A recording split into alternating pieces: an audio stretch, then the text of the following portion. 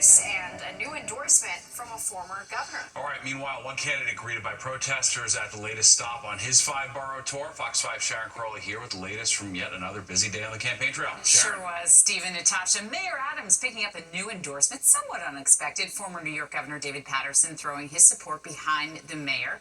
Paterson endorsed Adams when he was running in 2021, but then decided to back former Governor Andrew Cuomo in the primary despite their rocky relationship.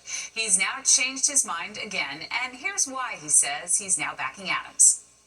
He is an individual who is dynamic, articulate, perceptive, courageous, and outspoken. And he's used all of those skills to bring the city to where it stands right now. Like everyone in life, and certainly most people in politics, there have been some pitfalls. Well, frontrunner and Democratic Socialist Zoran Mamdani took his five-borough anti-Trump tour to Staten Island today, where he was met with protesters who relentlessly heckled him. The borough leans red, and many of the supporters there supported President Trump. While Donald Trump ran on the promise of cheaper groceries, he has delivered cuts to SNAP. What separates me from him, one of the key differences is that I mean what I say. And the reason that Donald Trump has threatened to deport me, to arrest me, to denaturalize me, is because he knows that when we deliver on this platform, it will throw into stark relief his betrayal of those same working-class Americans on a message of affordability. His best path to victory is anti-Trump. Cuomo being linked to Trump in the New York Times story last week, Adams being linked to Trump for the case against him being dropped, and Curtis Lee with a big R next to his name. Those three have significant ties to Trump as far as Mamdani's concerned. That's what he's trying to do. Link your opponent to Trump and win the race. Well, former Governor Cuomo didn't have any public appearances today, but he was pretty active on social media. All the candidates, including Republican Curtis Sliwa, will be back on the campaign trail in force tomorrow. Sliwa will be in Staten Island, and Mayor Adams will be in the Bronx, and Steve will be following it for you. Very well. All right, thanks, Sharon. And a programming night, tune into our new show, Battleground NYC, the Vote for Your Vote, hosted by SE Cup. We're following the latest up-to-the-minute info on the race for the mayor of New York City. It streams every weeknight at 7 on the Fox local app, and anytime on demand from now until Election Day. Ukrainian President Volodymyr Zelensky and other European leaders lobbying President Trump ahead of his meeting with Vladimir Putin on Friday, the high-stakes meeting aimed at negotiating a ceasefire in the Russia-Ukraine war. It's being held in Alaska. Now, ahead of that summit, President Trump telling reporters in Washington, D.C. that Putin would face severe consequences if they don't reach a peace deal. Ukrainian President Zelensky, who was not invited to the summit, says he doesn't believe Putin wants peace and said Ukraine needs a seat at the table in any future talks. Everything related to Ukraine must be discussed exclusively with Ukraine. We must prepare a trilateral format for talks. The president told us about his support for this and America's readiness to participate. And Zelensky has rejected the idea of ceding any land as part of a possible peace deal, but President Trump has said he expects that to be a component of any potential agreement. Open-air drug use and sex acts right out in the streets. The major quality of life concerns residents say is plaguing a stretch of their neighborhood in New York City. And not everyone's willing to roll the dice on the proposed Times Square casino as both sides make their voices heard.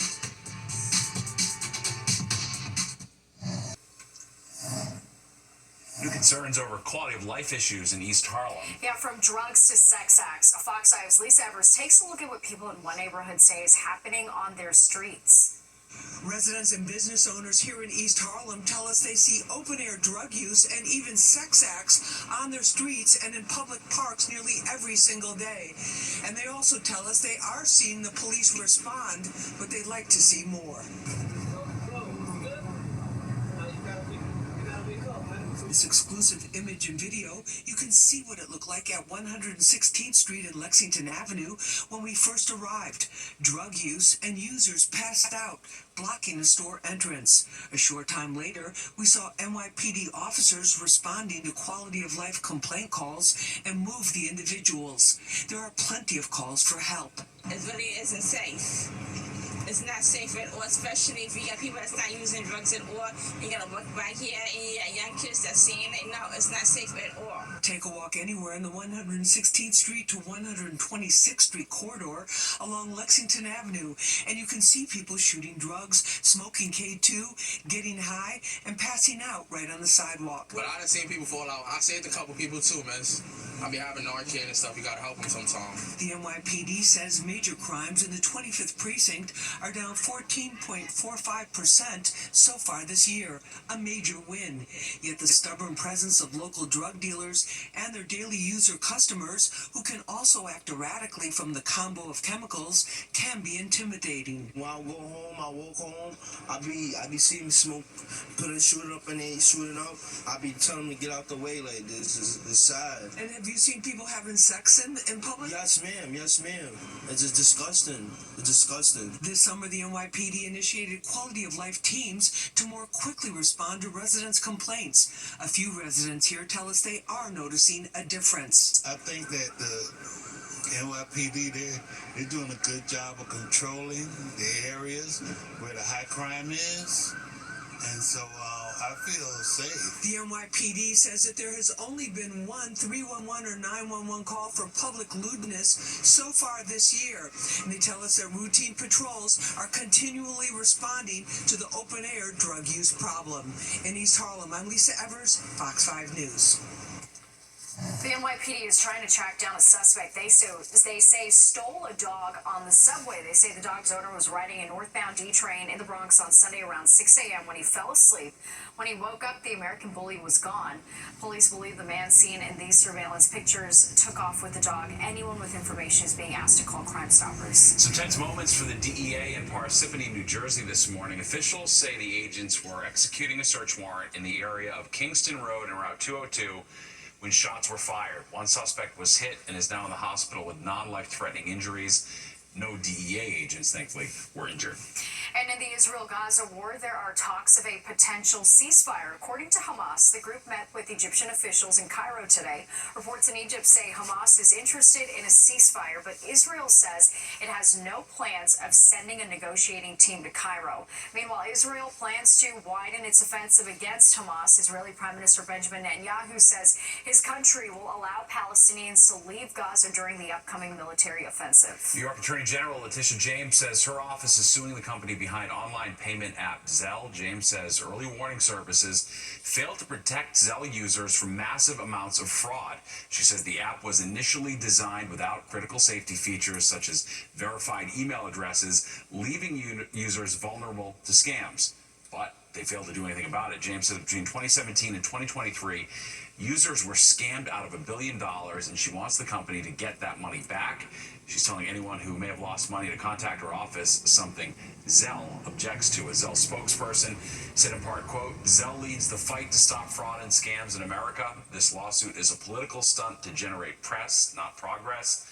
The Attorney General wants to hand criminals a blueprint for guaranteed payouts with no consequences, opening the floodgates to more scams, not less. That's bad policy and puts consumers at greater risk.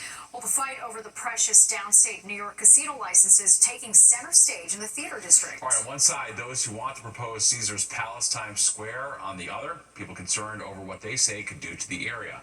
Fox 5's Richard Giacobis has the latest. On a night when marquees would normally be promoting the hottest shows along the Great White Way, instead, with the flip of a switch, a direct message to Caesars Entertainment: no Times Square casino. No casino! No casino! Rallies and public hearings for and against the $5 billion plus Caesars Palace Times Square at 1515 Broadway has hundreds weighing in on whether a gamble on a first ever New York City casino is worth it. It's a lifeline for working class New Yorkers. This isn't just a casino. Caesars, Rock Nation, and SL Green are committed to providing a world-class entertainment experience. Caesars executives also championing the draw a New York City casino would be to international tourists following reports of declines in Las Vegas tourism. In fact, Jay-Z's Rock Nation is a partner, with the rapper himself pushing for gaming in Times Square. But then there were those who aren't so keen on placing their bets, seeing the positive transformation of Times Square over the past few decades. A casino would reverse that progress, replacing inclusive public life with a business model that profits from personal loss. Our workers have worked so hard to bring Broadway back from the pandemic. Casino would just be, in my opinion, a nail in the coffin. Caesars Palace Times Square tells us in a statement that, quote, today's turnout was a powerful demonstration of how much people care about this neighborhood's future. And we were grateful for the overwhelming support for our project from a diverse group of community stakeholders. Regardless, it will be up to New York State officials who will ultimately decide which casino proposals will be awarded, one of the top 3 coveted licenses currently up for grabs. You're looking at the Broadway Marquise here along West 45th Street, where one of the entrances to that proposed casino could be. Caesars does not have any ties to New York City. Its closest casino is in Atlantic City, but the company says it's committed to expanding its Caesars Rewards program to local businesses. Up next is another public hearing, followed by a full vote from the Community Advisory Committee on September 30th. We're in Times Square. Richard Giacobbe, Fox 5 News. The White House announcing that it's launching an internal review of Smithsonian museums and exhibits. They say that they want to make sure they are free of any partisan narratives, a move Democrats are calling authoritarian. President Trump issued the executive order for the Smithsonian Review in late March. The president said the Smithsonian was being influenced by divisive and race-based ideologies that promoted American values as harmful and negative. And President Trump has announced the honorees for the Kennedy Center's annual award. Sylvester Stallone, George Strait, Gloria Gaynor, Michael Crawford, and the rock band Kiss will all receive awards. Trump took over the role of the center's chairman and replaced its board of trustees earlier this year. He says the previous board does not share the vision, quote, for a golden age in arts and culture. Well, if you're a Swiftie or you have one in your life, you know that around 7 o'clock tonight, they were glued to their devices. Taylor Swift breaking the internet by joining her boyfriend Travis Kelce and his brother Jason, on their New Heights podcast. And tonight's pop-up storms turning roadways into waterways, as you can see in this Citizen App video. We're going to check back in with Nick. Record-breaking floods rushing through Alaska's capital. The flooding was triggered by a lake that overflowed along the Mendenhall Glacier. When it becomes too full, the ice can't hold back the water, and it releases a powerful gush known as a glacial outburst. Residents in flood zones were urged to evacuate, and as of this morning, the water level of the river had reached 16 feet, breaking the record set last year, and it could be another 48 to 72 hours before it recedes. Wow, it's devastating out there. All right, back to our weather as we take a live look outside. Yeah, if you were hoping today's storms would cool things down, unfortunately, you're not in luck. Let's check back in with Chief Meteorologist Nick Gregory. Seems like that's the story more and more. You get these crazy rainfalls, but then it just goes right back to being hot and humid. It does, particularly the humid part, right? That's still going to be the case tonight and again tomorrow. It may not reach the 90-degree temps in a lot of the area tomorrow like it did today, but it'll still be in the upper 80s and it'll still be quite humid. All right, let's look at the radar. In that area of rain that came through earlier, those storms, pretty powerful, have now moved on to the east. A few isolated showers still off to the west. So we're going to keep that in the forecast for the night. A shower, thunder shower will be around. But notice how this is sort of an arcing in the clouds. That's cold front, and that front will still not clear the area until tomorrow, which means you'll see here on our futurecast we have to deal with another couple of rounds of some showers or thunder showers. Could be a few around out the door in the morning. There's the 8 o'clock timestamp, a little patchy fog as well. And then some sun will break out, and there come the storms firing up again in the afternoon. It'll be a warm and humid day, mid and upper 80s in many spots for tomorrow, maybe a 90-degree temp in some inland areas. Then this threat will diminish tomorrow night, and we'll likely see some better weather arriving for Friday. It'll still be a little on the humid side, a little maybe break in that. And then it looks like most of the upcoming weekend should be looking pretty well in the forecast. Okay, overnight, closer to 70 near the coast, mid-70s inland, some upper 60s north and west. Again, that isolated shower, thunder shower. Tomorrow, warm and humid day, not quite as warm as it's been in recent days. Earlier today we were in the 90-degree range to the north and west. Figure high 80s most areas. Again, that afternoon shower and thunderstorm threat will return tomorrow. Steve and Natasha. All right, sounds good, Nick. Thank you. Well, dreams dashed for grocery delivery workers. All right, the mayor vetoing bills that would have given them a minimum wage increase. And the inflation pinch isn't sparing New Yorkers. We're crunching the numbers next. A big blow tonight for grocery delivery workers in the city. Mayor Adams vetoing city council bills that would have boosted their minimum wage and provided them more protections. Had the legislation become law, drivers would have made more than $21 an hour. All right, but the Adams administration says an increase would have also raised grocery prices. Fox 5's Linda Schmidt breaks it all down. The New York City mayor's decision to veto these two bills is a huge step backward and a betrayal to working class New Yorkers. Lahia Gualpa's organization represents about 20,000 app grocery delivery workers who deliver for companies like Instacart. 2 years ago, Mayor Adams approved a minimum wage of $21.44 for food delivery app workers like Uber and DoorDash, and grocery delivery workers want the same. But we're talking about 20,000 New Yorkers who are being denied the ability to have a minimum wage like any other traditional worker who works in the city of New York. Last month, City Council overwhelmingly passed two bills giving grocery delivery workers the same minimum wage as food delivery app workers. The mayor vetoed both bills. Mayor Adams saying he supports fair wages for New Yorkers, but he says now is not the time for implementing a minimum wage. He believes it would increase the cost of groceries for New Yorkers who are least able to afford it, including SNAP recipients, seniors, and people with disabilities who cannot just go to the grocery store every time they need food. However, Gualpa's organization and most of City Council do not believe a minimum wage for grocery delivery workers will increase food prices, and the mayor's vetoes are putting an unfair burden on those struggling workers. It would only make it harder for Black, brown workers to feed themselves, pay their rent, and provide to their families. Now, City Council has enough votes to override the mayor's vetoes. That's what I'm being told. And I'm also being told the council intends to do just that when the full council meets next month. Steve, back upstairs to you. Very well. All right. Thanks, Linda. An upstate New York man under arrest after federal prosecutors say he harassed a family member of murdered United Healthcare CEO Brian Thompson. Prosecutors say 40-year-old Shane Daly of Galway, New York, began leaving voicemail messages for the family member within hours of Thompson's death. Over the next few days, he allegedly placed multiple calls to the victim's work phone number. Prosecutors say the messages celebrated Thompson's murder and said the victims and Thompson's children deserved the same fate. Daly's now facing charges of cyber stalking and could face up to 5 years in prison if convicted. Police have identified 2 of the 3 people killed in Tuesday's deadly car crash in Astoria. Police say 41-year-old Joaquin Venancio Mendez and 7-year-old Santiago Barris were the pedestrians killed in the crash. A preliminary investigation revealed the 80-year-old driver of a Toyota Corolla that was traveling northbound on 42nd Street when he hit the victims and the food truck they were standing next to.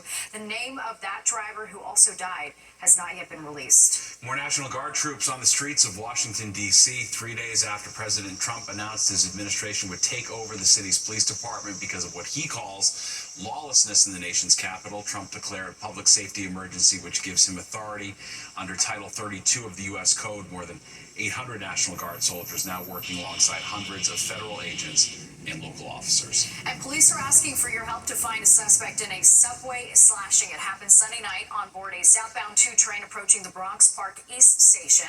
The NYPD says a 33-year-old man got into a fight with the suspect who then slashed him in the neck. That suspect was seen leaving the Jackson Avenue station. The victim was hospitalized and is in stable condition. The Central Park Conservancy backing a proposed horse carriage ban in the city. The nonprofit tells Gothamist the horse carriages are unsafe and damaging the Central Park's roads. This comes after a horse named Lady collapsed and died in Hell's Kitchen last week. It was later revealed the death was likely caused by a tumor not related to pulling a carriage. The union representing carriage drivers blasted the Conservancy for supporting the measure, saying it would throw hundreds of people out of work. Well, Fox 5 watching your wallet tonight, and if you think everything's costing more, you are not wrong. Yeah, in fact, as Fox 5's Jessica Formosa shows us, inflation in the 5 boroughs is outpacing the national average. The grocery bill is high. Groceries are up, for sure. So is rent. Me and my fiance are getting married next year, and we have like at least 2 or 3 trips planned to go look around at other cities because the price of rent is dramatically less. How do you pay $2,000 for a 1-bedroom apartment? It's ridiculous. The culprit? Inflation. Inflation in the New York metropolitan area is outpacing the national average. According to the U.S. Bureau of Labor Statistics, the consumer price index for the New York City area was up 3.2% compared to the national figure of 2.7% over the same period. whether it's because of different supply costs coming in through tariffs, or if it's going to be different types of labor shortages in service areas that we're also going to experience. New Yorkers are feeling the strain on their wallets. The factors contributing to the higher inflation, the increased costs for rent, food, gas, childcare, and tuition. As many New York families know, the cost of childcare and education, tuition is astronomical. And the prices for a variety of reasons, are just going up. Tuition and childcare are up in the New York area, 5.9% outpacing the 3.5% increase nationally. Also a big increase, the rise in rent, which is 4.7% compared to the 3.7% nationally. Professor Sharon O'Halloran is an economist. There's a lot of demand for housing and for child care providers and educators to actually live in the area. They need to be paid at a rate that they can live in the area to also provide those services. Economists say it is hard to predict when we will see prices go down. However, they say New York City will always outpace other cities. In Astoria, I'm Jessica Formoso, Fox 5 News. Seeing red over bluefin tuna. All right, the feds stopping the fishing season early for some local fishermen. And Swifties not wanting to shake this off. Taylor firmly entering her life of a showgirl era on the Kelsey Brothers New Heights podcast.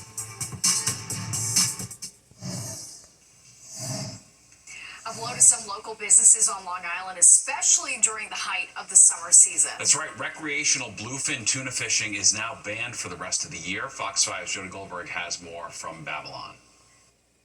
Captain Bob Tyree spends his summers chasing bluefin tuna. There's more bluefin tuna around now than we've seen in probably 15 or 20 years. But now he'll only be able to catch them if he releases them. A surprise federal order has shut down the season for recreational charters and private boats. As of 11:30 last night, we were talking. It went from 2 to none in no time, man, for no reason. The National Oceanic and Atmospheric Administration, NOAA, posted the closure on their website and tells Fox 5 the move is necessary to ensure the United States bluefin tuna quota is not exceeded. But charter captains who have been able to keep 2 fish per trip say they're already losing business. I lost 4 charters already because they want to go bluefin fishing, and they can't take it. Now, NOAA says commercial boats won't be affected, but people we spoke with say it doesn't make it any better. It'll be a trickle-down effect, and so many people will be impacted. They're not stopping at a deli buying 6 sandwiches, and they're not stopping here buying 10 or 12 chips. Captain Greg Gargiulo plans to pivot to yellowfin tuna, but that means longer runs and more fuel. If I'm targeting the bluefins, they're mainly a coastal fish, so you're talking 20 to maybe 35 miles is usually where we end up going for the bluefins, versus 60 to 70, sometimes 90. It's a 2-day trip versus a 1-day trip. It's getting harder and harder to catch fish, and they keep putting handcuffs on us. They're bracing for fewer trips, shorter seasons, and they worry restrictions may sink more than just their summer. On Long Island, Jody Goldberg, Fox 5 News. Yeah, that's a tough situation, no doubt about it. It just gets harder and harder. Well, if you are constantly glued to your phone or tablet, you're not alone. Lisa Ever's taking a deep dive into the world of social media addiction. Next. Speaking of addiction, it might sound like we're being dramatic, but it is all too real. All right, that urge to doom scroll isn't just affecting teens, but people of all ages. We're going to dig deeper. According to 2023 numbers from the Pew Research Center, about 83% of adults use YouTube, 68% use Facebook, and 47% regularly tap that heart on Instagram. Fox 5's Lisa Evers takes a closer look in this week's Street Soldiers preview. I know, we're both going to have to Promises Malibu for our phone addictions. There's no doubt about it. We are guilty as charged. All right, let's go back to the weather now. Taking a live look outside. We've seen a lot today, especially earlier this evening. Thankfully, though, it's calmed down quite a bit. That is good news. Let's check back in with Nick. Hey, Nick. Yes, good news for sure. And we have a quieter night coming up. A couple showers, thunder showers may still pop up in a few spots. So just going to be kind of warm and humid overnight. A little patchy fog as well. Had a little Lady Liberty in the harbor there before. 89, 76 today. So again, above average for sure. Average now 84 and 69. Record 99 for the high, 55 for the low. Sunrise 604 down, 756. Be a little more challenged at times to see the sun around here tomorrow. 74 still cloudy. Wind has gotten calm in the city. Humidity high though. Dew point in the low 70s. pretty close to the temperature. That keeps us maybe with some fog, and again, also going to see it feel very humid out there. Low 70s, just better when we look here. White Plains, Poughkeepsie, back to Scranton, down to Trenton and Belmar. Mid 70s from Newark out onto the island, up and towards southern Connecticut. But dew points again telling the story. Upper 60s, lower 70s. Anything over 65, you start to feel a little uncomfortable. Anything over 70, you really start to sweat. All right, so wind is calm, or it's light out of the south. Kind of stays that way tonight, about 5 miles an hour or so. Well, we did have a lot of 90-degree temps today, just shy of that in Midtown, but Poughkeepsie, Sussex sharing 91, 92 there to Allentown, Newark, and Trenton at 93, even 90s across Connecticut there, up to Hartford 92, Albany 91. Look at Concord, New Hampshire again, another day in the searing heat there, 96. Philadelphia 92. Then cooler weather there on the other side of the front with some 80s coming up there, getting back towards Detroit and Chicago down to Cincinnati. Again, that front causing also those showers and thunderstorms that we found in our area today. All right, so again, the rain kind of moving on to the east now. A few more scattered, isolated showers off to the north and west, so that's really going to be about it. So we're going to still keep that in the forecast for tonight because we're going to wait for this cold front to move on through, which is not going to happen until tomorrow. Again, not a lot of rain overnight, and tomorrow it'll be more confined to the afternoon, evening time frame. Once again, you're going to see that here on our Futurecast as we go through that. Upper 60s, about 70 overnight in the northern western suburbs, low 70s near the coast, mid 70s inland. Again, here come the thunderstorms. Look at the timestamp here, 2-3 o'clock. Mid and upper 80s. Something may hit 90 in parts of New Jersey. Tomorrow night, things quiet down. 60s in the suburbs. We'll get back to the 80s on Friday, mid to upper 80s at that. Just a little less humid weather there, and then looks like a pretty nice weekend coming up as well. Meantime, there's Tropical Storm Erin, and again, it's moving off to the west, but pretty fast. Again, speeds at about 16 miles an hour, 50 mile per hour hurricane, or tropical storm, but it does become a hurricane, and eventually moves past Puerto Rico and turns to the north, and we'll have to see if that has an effect on the East Coast next week. All right, our forecast for tonight goes down to 74, tomorrow 88 with some showers and storms again, 88 Friday, 85 Saturday, up to 92 Sunday, but still a good weekend coming up. Maybe a shower Sunday night. The showers will probably not return really until about Tuesday afternoon or evening. Steve and Natasha. Very nice. All right, thanks, Nick. Well, you've seen the surveillance video. The man known as the Watch King zapped with a taser and robbed of hundreds of thousands of dollars in broad daylight. It all happened right outside his home in Queens, and I was captivated by his story. So this week on Talking with Natasha, I sit down with Moshe Haimoff. Here's a clip of our conversation.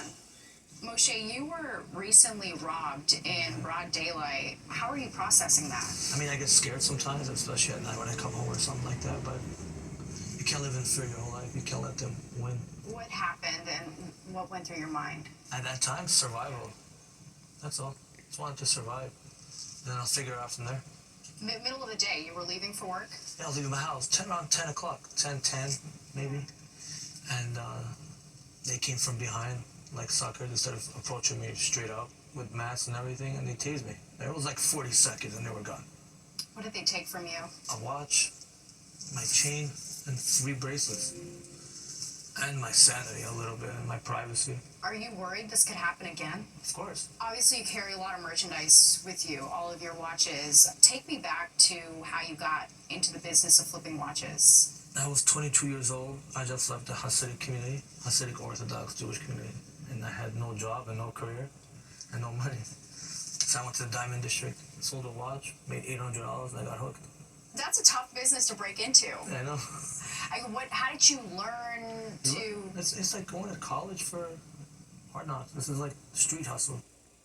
Such an interesting life. He's lived so many of them. So this is a conversation seeping with ambition. Plus, we also took your questions live during the podcast. My full episode is now live on YouTube, Talking with Natasha, or our Fox local app. Yeah, cool. All right, we'll be right back.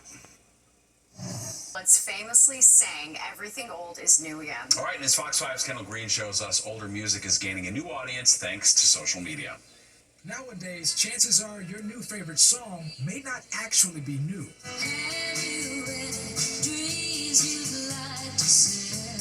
Like Fleetwood Mac's Dreams, that's more than 50 years old.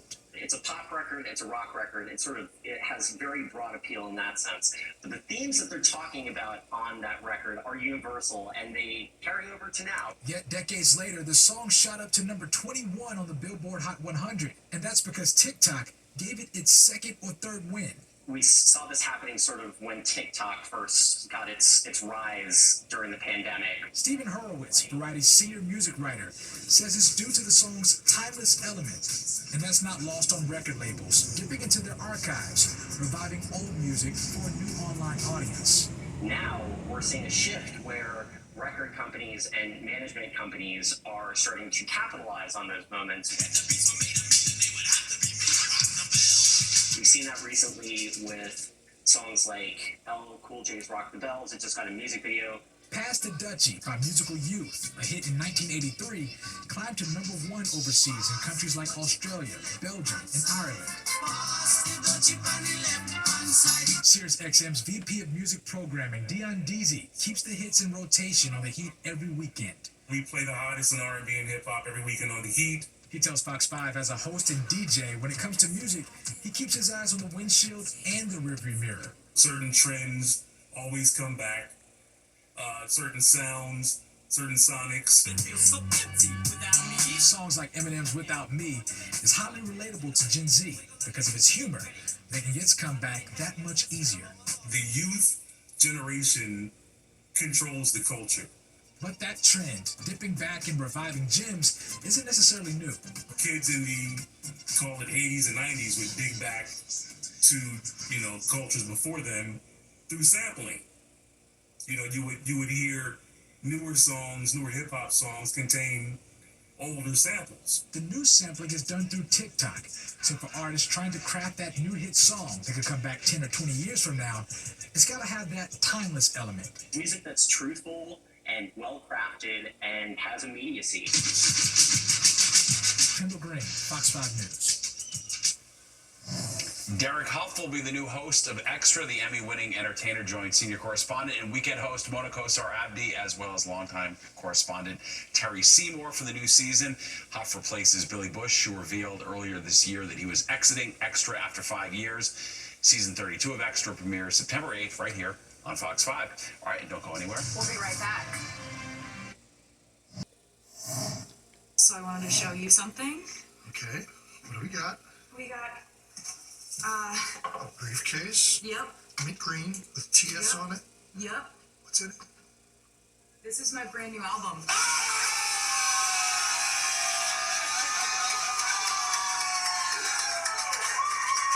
got TS12, baby. All right, Swifties going crazy after Taylor Swift announced her newest album, The Life of a Showgirl, on the New Heights podcast. That album drops on October 3rd. We know now that the interview is live. So excited, can't wait. All right, that does it for us tonight. Have a great night. We'll see you tomorrow.